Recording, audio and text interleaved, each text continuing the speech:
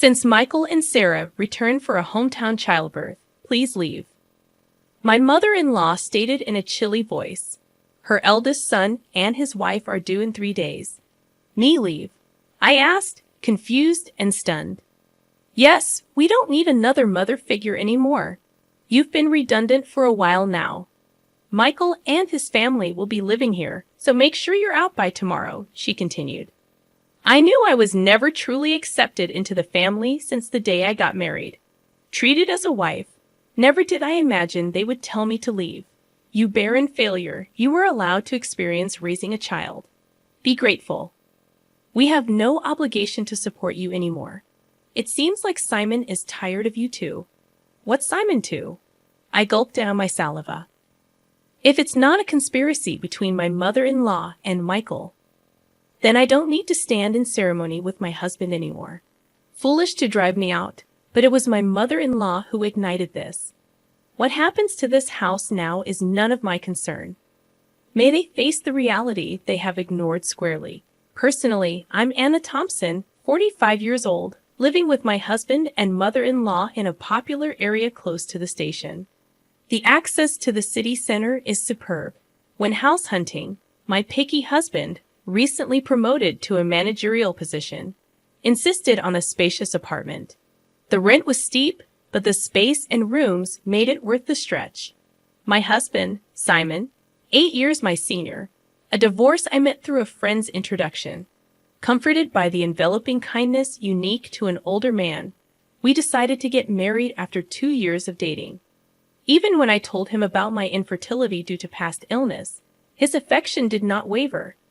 Likewise, my feelings remained unchanged when I learned of the circumstances he carried. My husband had a son named Michael from his previous marriage. I'm truly sorry to ask you, who have never been married, to live with my parents and son.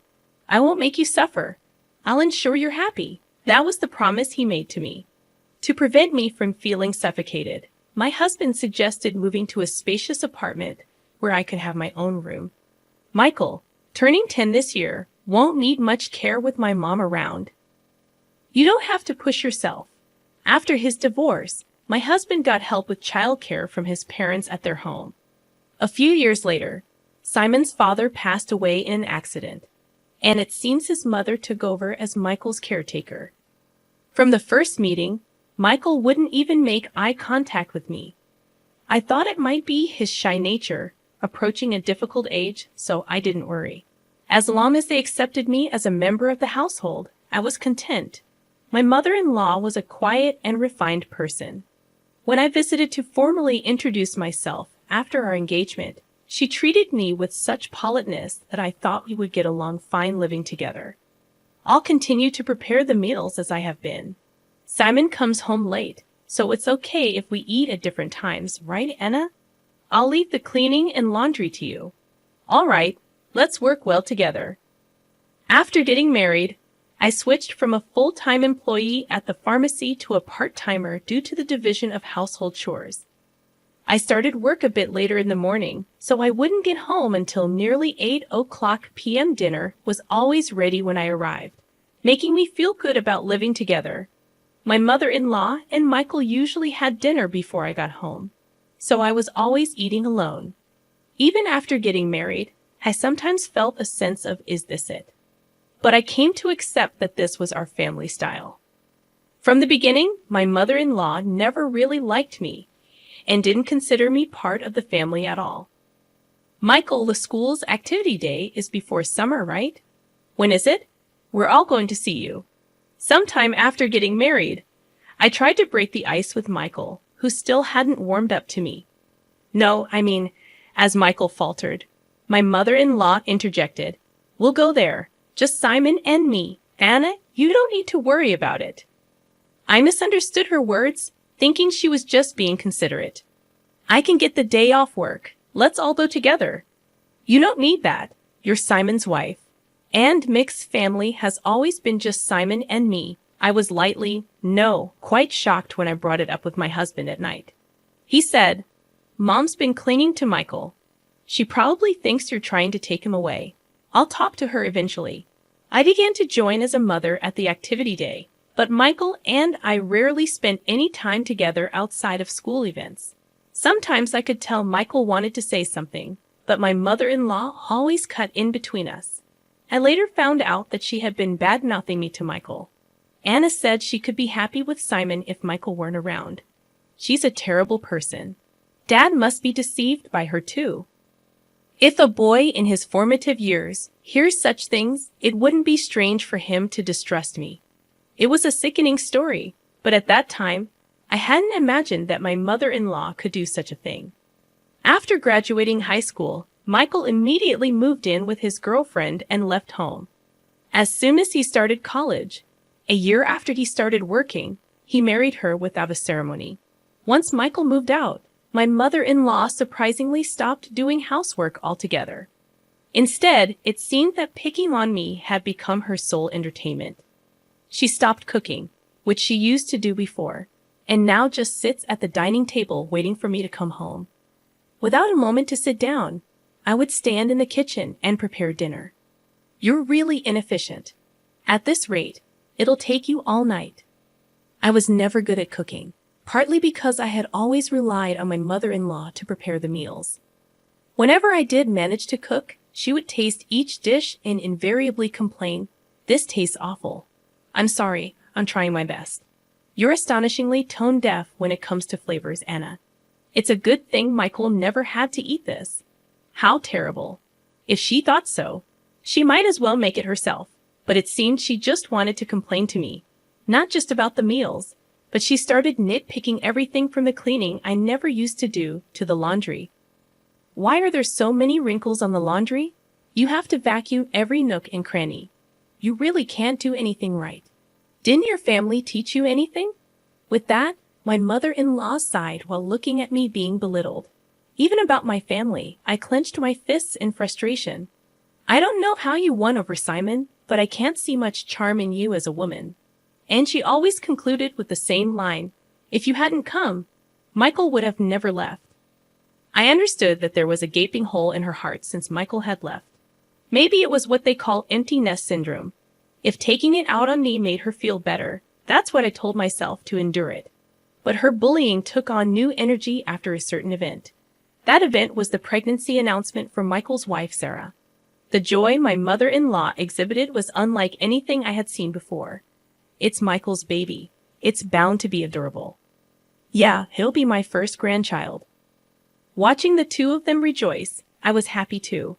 But my mother-in-law's excitement was beyond normal. Probably because Michael asked her, "Grandma, can Sarah have our baby at your place?" Sarah's family home is an hour away by plane, and since they have no one else to rely on here, they turn to us for help. Of course, my mother-in-law wouldn't dream of turning down Michael's request. The phone calls from Michael started to become frequent, and her excitement went through the roof. The next day after getting the news, she started preparing enthusiastically. From cleaning out Michael's room to preparing the bedding and making a list of baby items, it was like she had great-grandchild fever. Naturally, I had to get involved too. When I returned from work, "Anna, I vacuumed Michael's room, so you need to wipe the floors and the windows and please wax them too. This weekend we're going to the department store to look at baby cribs." Cleaning and waxing at night was tough, especially after a long day at work. If I even thought about cutting corners, I'd be told to do it over again. Moreover, my mother-in-law started asking for money, and before I knew it, the house was overflowing with baby stuff. "Anna, I need you to withdraw some money tomorrow. There are things I want to get ready for the baby again. Isn't it wasteful to prepare so much when Sarah and Michael haven't even arrived? Shouldn't we wait and choose together with them?" I had wanted to meet my mother-in-law's requests, but I was troubled by the relentless spending. How can you be so cold? It's Simon's grandchild. Oh, that's right. You're not related to Michael by blood. You don't care, do you? That's not true. Please don't say that. I just thought Sarah might want to pick things out herself. When do you want to choose things for your own child? Perhaps because I was making a valid point, my mother-in-law glared at me sharply. I immediately thought I had gone too far, but it was too late. Without a word, my mother-in-law went back to her room looking upset. I did reflect on it, but I was also shocked to be spoken about in such a way regarding Michael. The next morning, my mother-in-law didn't come out of her room, perhaps still angry.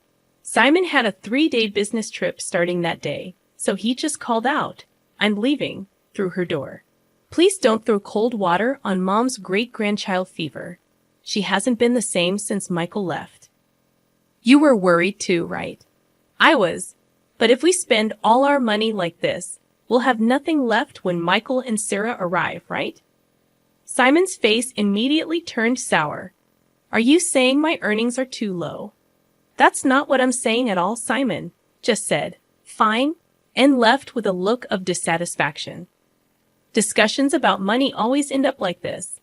Since I'm the one managing our finances, I can't help but think ahead. Of course, there's a reason for that. We've been married for 13 years. Simon has provided me with a very comfortable life. Your part-time income is for you to enjoy. Simon had always told me so. I saved everything beyond what I needed for myself. Even though it's in my name, I consider it our shared property.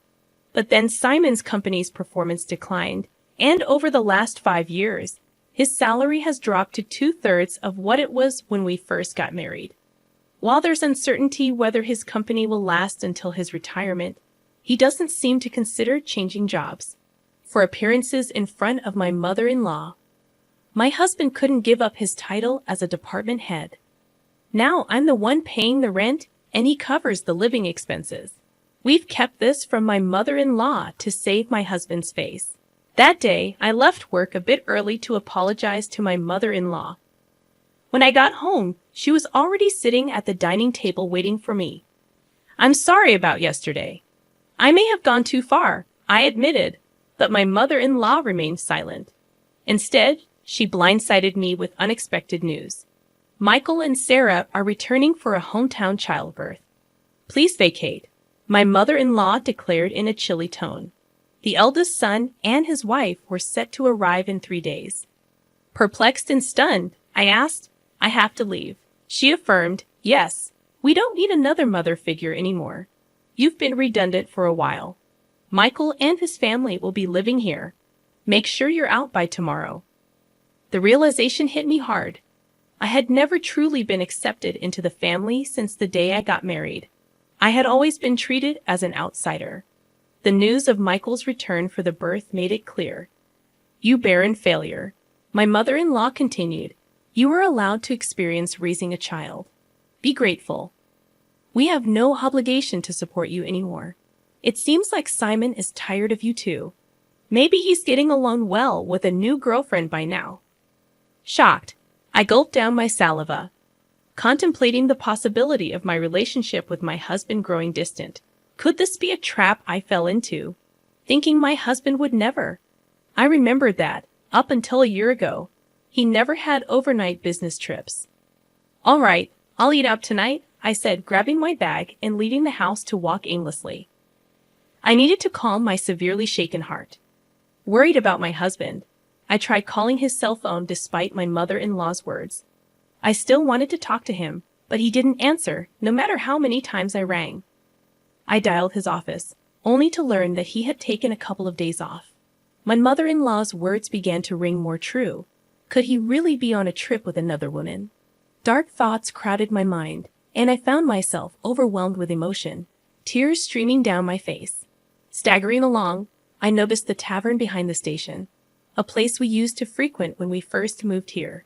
"It's still here," I thought as I entered. "Welcome." The tavern owner's expression clouded briefly upon seeing me. Then he nodded in recognition. "Hey, long time no see. It's been about 8 years. I used to come here a lot with my husband," I said. "Yes, it's been a while." "I remember you," he replied. I couldn't help but smile, feeling a sense of relief. "Can I get a beer and a mixed plate of grilled chicken, please?" I asked. The owner, a man of few words as always, nodded. As I sipped the cold beer and savored the grilled chicken, I took out my cell phone, and the screensaver lit up with a photo of us when Michael turned 18. Looking sharp in the slim suit we had picked out together, I wished for us to be closer as a family. The beer washed down my throat, taking the day's fatigue with it. Could I really move out tomorrow? Contemplating the next steps, I searched for moving companies, finding one for the job the next day.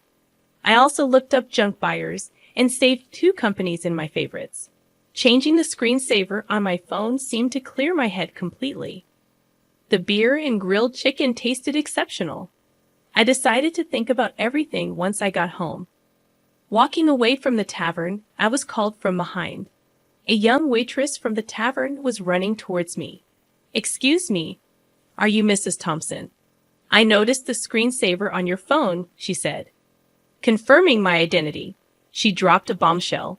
My husband was having an affair with one of their employees. We exchanged contact information, and she promised to keep me informed.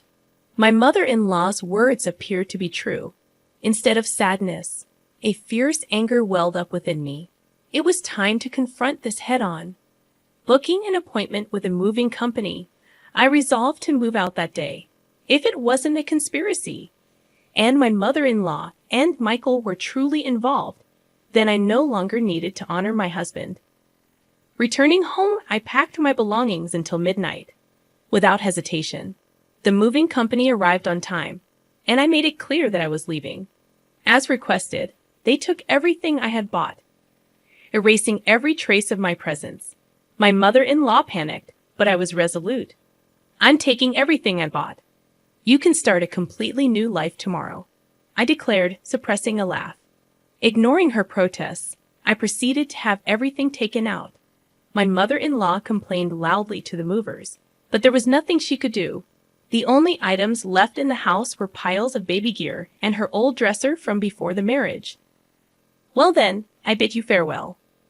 There should be no trace of me left, so enjoy your life with Simon, Michael, and his family," I declared, leaving her sitting there stunned.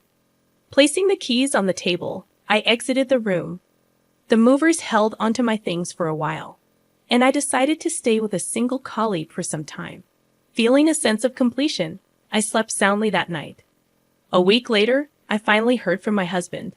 I wondered if he was scheming with that other woman.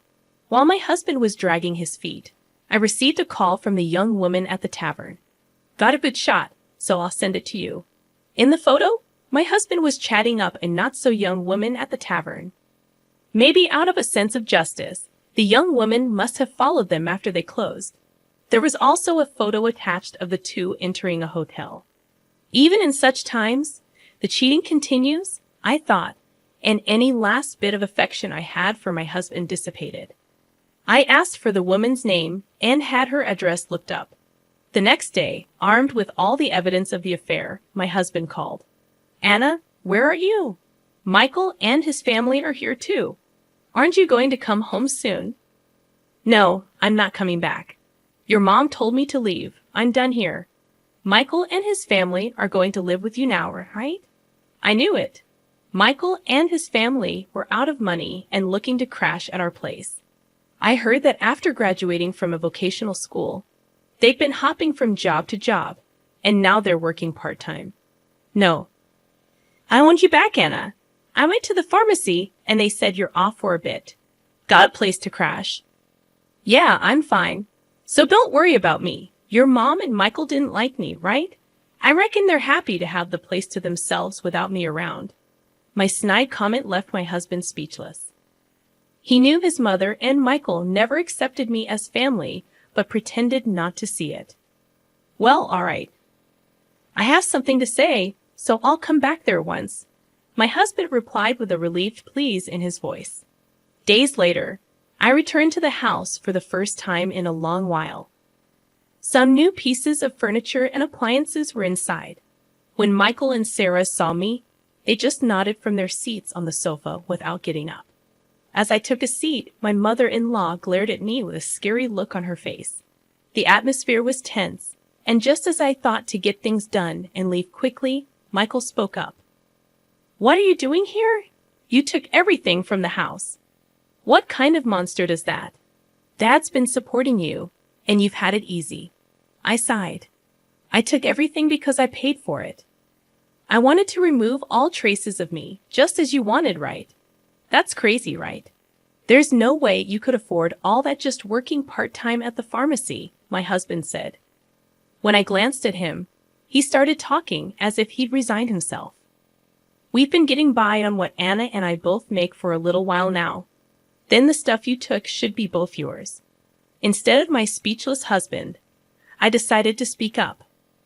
Simon's company has been doing poorly, and his salary plummeted. That's why, for the past 5 years, I've been covering what's missing. But that wasn't enough, and now I'm the one paying our rent.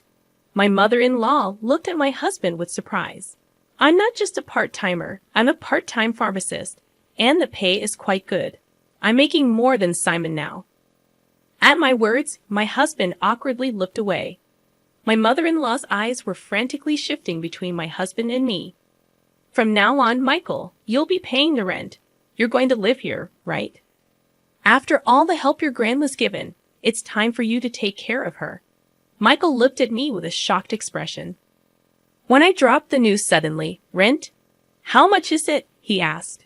It's $5,600. Good luck, since it seems my role as a mother is over.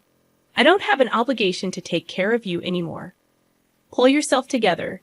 You're going to be a father soon. Michael murmured with a shake of his head, That's impossible. It was Sarah who raised her voice upon hearing this. Wait, $5,600? Weren't we supposed to live here for free, covering rent and living expenses? I almost burst out laughing. Don't worry, Sarah. You can move to a cheaper place.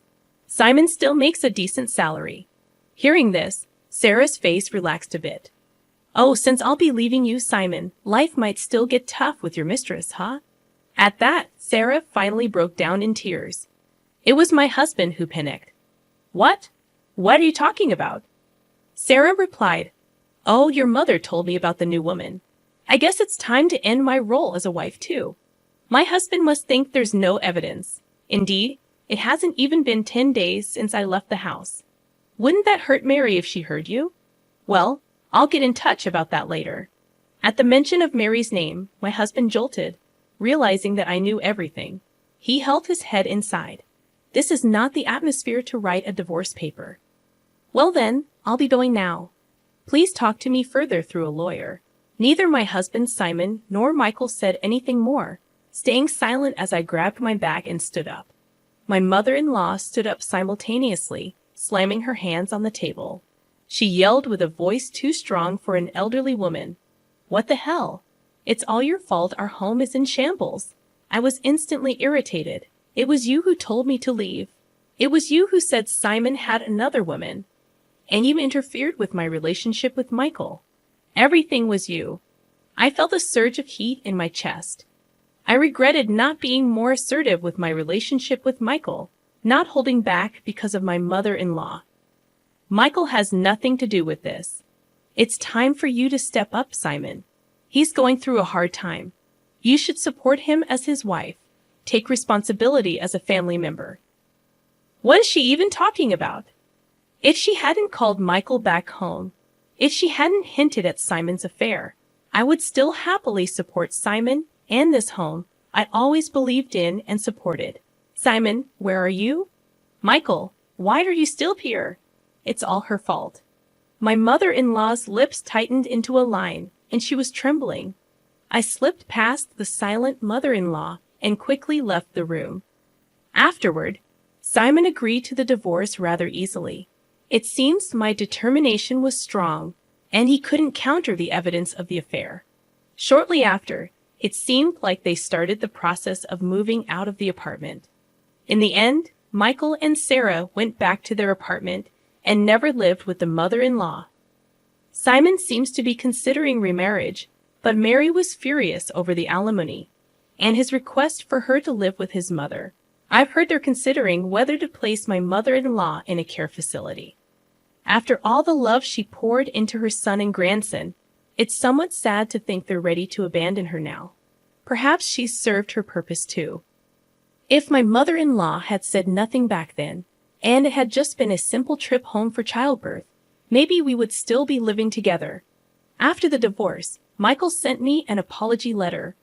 He wrote about how, as a child, he really wanted to be more spoiled, how he couldn't talk to me because his grandma disliked it, and how happy he was when I attended school events. Maybe I should have reached out more. Perhaps then, we could have built a different relationship. Even though our relationship has ended, I quietly pray for Michael's happiness in life. I've returned to work as a pharmacist and quickly rented an apartment close to my workplace. I don't feel good about keeping the furniture and appliances I took with me, so I had them all picked up and disposed of by a junk removal service. Life without my mother-in-law's harassment is peaceful and comfortable. For a while, I want to live for my own happiness, not someone else's.